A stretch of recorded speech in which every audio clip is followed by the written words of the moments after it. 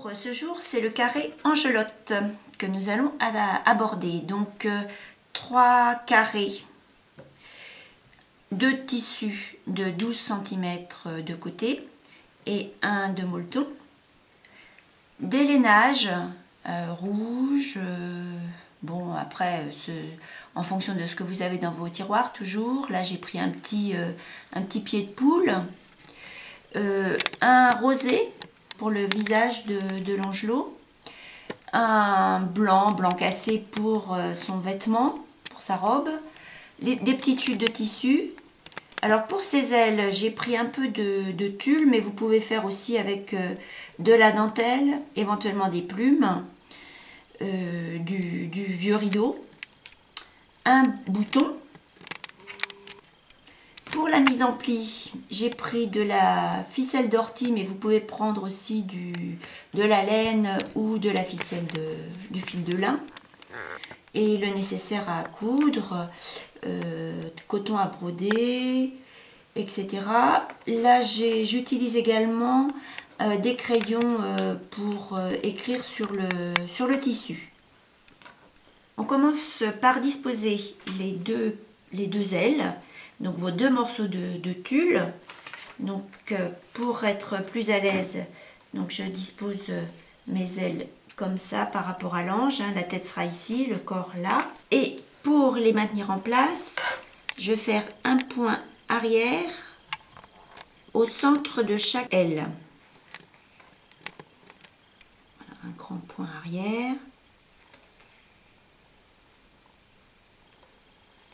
En fait, comme j'ai fait de ce côté, avec de temps en temps un point lancé, comme ça, de part et d'autre de ce point arrière. Toujours grâce à votre PDF, vous allez découper les différents éléments de l'ange. Voilà, les bras, les jambes, la robe, son petit cône, le cœur, etc. Avec ma technique de l'appliquer, je vais disposer légèrement tout autour de la robe et de chaque élément, un petit peu de colle, et avec le découvite, donc là j'ai fait ici, je vous montre la dernière, enfin l'ourlet de sa robe si vous voulez.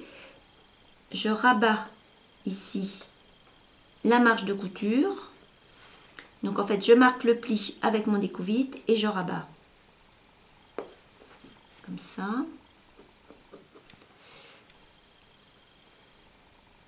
Les ailes sont en place. J'ai disposé les différentes pièces à appliquer. Et en ce qui concerne les tissus de coton, donc la tête, les jambes, enfin les membres et la robe, je fais un petit point glissé, invisible. Donc voilà. Et en ce qui concerne le cœur et son petit emballage là, je fais ça avec un point primitif ou un petit point de feston. Ça c'est comme vous l'entendez. Donc ça c'est très rapide.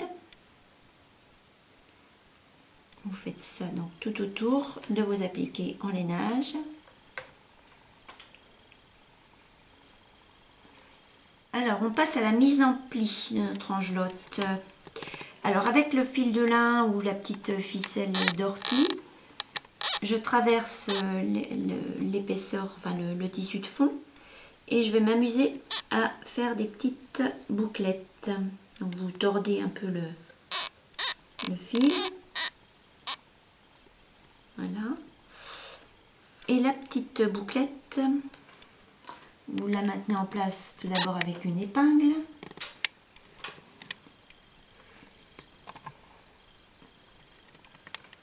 Vous ressortez l'extrémité de cette ficelle en traversant à nouveau votre tissu de fond. Et cette bouclette, on va la maintenir en place avec un petit point. En fait, c'est un petit point qui passe au-dessus à cheval en fait de chaque côté de cette ficelle, simplement pour la maintenir en place. Vous faites quelques points, voilà, puis vous faites des frisettes comme ça sur la tête de votre angelotte. Vous pouvez lui faire aussi des cheveux raides. Ensuite, j'ai dessiné quelques points de broderie pour la bouche. Ici, j'ai sorti mes crayons spécial tissu pour le crayon noir, donc pour les sourcils, et un point sur lequel j'ai rajouté un point blanc pour faire ressortir les yeux pour la pupille. Et ici, pareil, mais ça vous pouvez le faire également en brodant. J'ai du cœur, là j'ai fait un petit pointillé en noir, et sur mon fond rouge, j'ai écrit Noël en blanc. J'ai fait un petit point ici, un petit point, enfin un petit ruban ou un petit coton noué pour les jambes. Et ensuite, on va pouvoir passer au matelassage. Le carré de doublure, je le dispose comme ça envers vers moi. J'ai légèrement encollé mon molleton. Ça me permet de le maintenir en place sur la doublure. Et je vais aussi disposer mon petit ange dessus. Et là, je vais pouvoir commencer mon petit matelassage. Donc j'ai fait mon petit matelassage avec des points avant de coton plus ou moins coloré. Donc en suivant les rayures de mon tissu.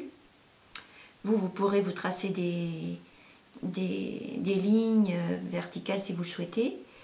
Ensuite, je ne pense pas vous avoir dit que j'avais fait aussi des petits points de nœuds autour des ailes pour les faire ressortir. J'ai quilté aussi le contour de mes appliqués. Quelques points lancés en étoile ici ou là. J'ai aussi fixé mon petit bouton sur la petite chute de tissu, sur les petites chutes de tissu d'ailleurs, avec donc des points de croix. Et autour, pour assembler donc mes 3 épaisseurs, je fais un point de feston. J'ai mis 2 cotons de couleurs différentes, de coloris différents, et je fais le pourtour comme ça, avec un point de feston, de manière à fermer le petit ouvrage.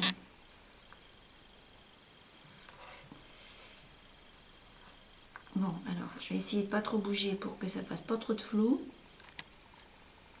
Voilà. Je crois que vous le connaissez bien ce point. Et donc je vais faire ça jusqu'au bord, jusqu'à l'autre extrémité. Voilà. Et bien écoutez, là je crois que, à part peut-être ajouter des petits points de nœud, des petites étoiles, enfin bon, c'est à vous d'agrémenter ça comme vous l'entendez, mais moi je considère que ma petite angelotte là, elle est prête pour aller rejoindre les autres petits carrés.